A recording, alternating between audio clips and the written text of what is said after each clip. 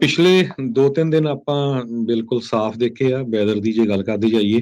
ਇੱਕ ਵਾਰੀ ਫੇਰ ਹੋਰ ਸਟਾਰਮ ਸਿਸਟਮ ਕੈਲੀਫੋਰਨੀਆ ਦੇ ਵਿੱਚ ਆ ਰਹੇ ਆ। ਬੇ ਏਰੀਆ ਦੇ ਵਿੱਚ 3 ਸਟਾਰਮ ਸਿਸਟਮਸ ਆਉਣ ਵਾਲੇ 2 ਹਫ਼ਤਿਆਂ ਦੇ ਵਿੱਚ ਆਉਣਗੇ। ਅੱਜ ਰਾਤ ਤੇ ਕੱਲ੍ਹ ਨੂੰ ਫੇਰ ਮੀਂਹ ਤੇ ਤੇਜ਼ ਹਵਾਵਾਂ ਜਿਹੜੀਆਂ ਆ ਉਹ ਚੱਲਣਗੀਆਂ।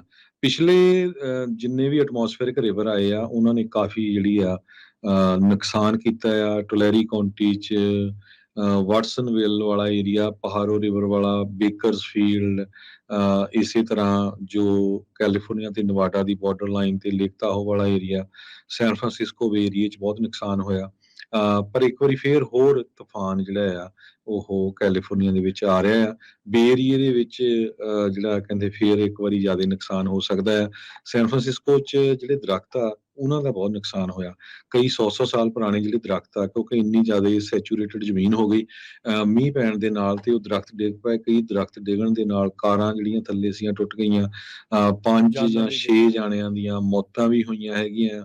ਇਹ ਸਾਰੇ ਜਿਹੜੇ ਆਏ ਸੀ ਪਿਛਲੀ ਵਾਰੀ ਤੂਫਾਨ।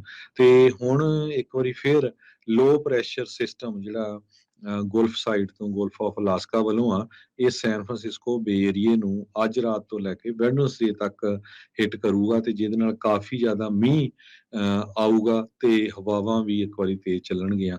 ਸੋ ਬਹੁਤ ਸਾਰੇ ਲੋਕ ਇਹ ਕਹਿ ਰਹੇ ਆ ਵੀ ਜੀ ਅਸੀਂ ਘਰਾਂ ਤੋਂ ਹੀ ਕੰਮ ਕਰਦੇ ਹਾਂ, ਆਪਾਂ ਘਰ ਹੀ ਰਹਾਂਗੇ, ਕਿਉਂਕਿ ਟ੍ਰੈਫਿਕ ਬਹੁਤ ਜ਼ਿਆਦਾ ਜਿਹੜਾ ਹੋ ਜਾਂਦਾ, ਡਿਲੇ ਵੀ ਹੋ ਜਾਂਦਾ ਆ।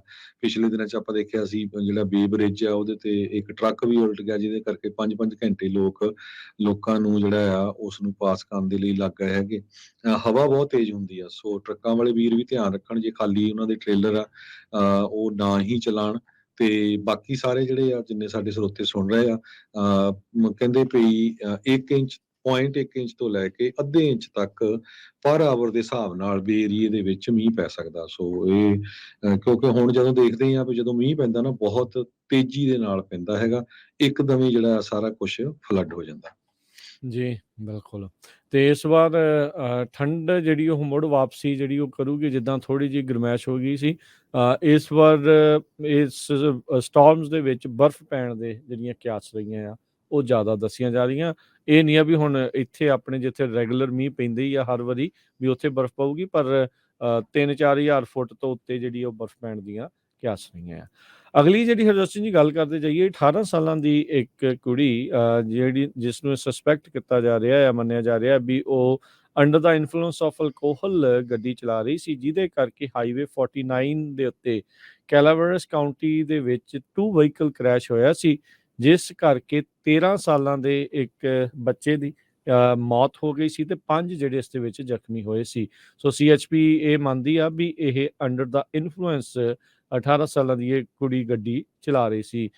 ਫੋਰਡ 150 ਦੀ ਜਿਹੜੀ ਡਰਾਈਵਰ ਸਵੈਨਾ ਕੂਪਰ ਐਂਜਲ ਕੈਂਪ ਦੀ ਕਹਿੰਦੇ ਵੀ ਉਹ ਡਰਾਈਵ ਕਰਕੇ ਸ਼ੋਲਡਰ ਦੇ ਵੱਲ ਨੂੰ ਜਿਹੜੀ ਉਹ ਚਲੀ ਗਈ, ਤੇ ਫਿਰ ਉਹਦਾ ਕੰਟਰੋਲ ਜਿਹੜਾ ਆ ਗੱਡੀ ਦੇ ਉੱਤੇ ਬੇਕਾਬੂ ਜਿਹੜੀ ਉਹ ਹੋ ਗਈ, ਤੇ ਦੂਜੇ ਪਾਸਿਓਂ ਆ ਰਹੀ ਜਿਹੜੀ ਗੱਡੀ ਆ ਉਸ ਦੇ ਸਾਹਮਣੇ ਆ ਪਈ ਤੇ ਸਿੱਧਾ ਆਣ ਕੇ ਜਿਹੜੀ ਉਸ ਦੇ ਵਿੱਚ ਜਾ ਟਕਰਾਈ। 13 ਸਾਲਾਂ ਦੀ ਕੁੜੀ ਜਿਹੜੀ ਕਿ ਦੂਸਰੀ ਗੱਡੀ ਦੇ ਵਿੱਚ ਸੀ, ਐਸਕੇਪ ਗੱਡੀ ਸੀ, ਉਹਦੇ ਵਿੱਚ ਪੈਸੰਜਰ ਦੇ ਤੌਰ ਦੇ ਉੱਤੇ ਬੈਠੀ ਸੀ, ਜਿਹਦੇ ਵਿੱਚ ਟੱਕਰ ਲੱਗਣ ਤੋਂ ਬਾਅਦ ਉਸ 13 ਸਾਲਾਂ ਦੀ ਕੁੜੀ ਦੀ ਮੌਤ ਹੋਈ ਹੈਗੀ ਆ। ਸੋ ਸਾਰੇ ਜਣੇ ਸੀਟ ਬੈਲਟ ਜਿਹੜੇ ਉਹ ਲਗਾਈ ਹੋਈ ਸੀ। ਹੁਣ ਇਸ ਦੀ ਹੋਰ ਇਨਵੈਸਟੀਗੇਸ਼ਨ ਚੱਲ ਰਹੀ ਆ। ਇਹਦੇ ਵਿੱਚ ਹੁਣ ਇਹ ਦੇਖਣਾ ਹੋਣਾ ਵੀ ਇਹ 18 ਸਾਲਾਂ ਦੀ ਕੁੜੀ ਦੇ ਉੱਤੇ DUI ਡਰਾਈਵਰ ਆ, ਉਸ ਨੂੰ ਅਰੈਸਟ ਕਰਨ ਤੋਂ ਬਾਅਦ ਇਹਦੇ ਉੱਤੇ ਕਿਹੜੇ-ਕਿਹੜੇ ਚਾਰਜਸ ਜਿਹੜੇ ਉਹ ਲੱਗਣਗੇ।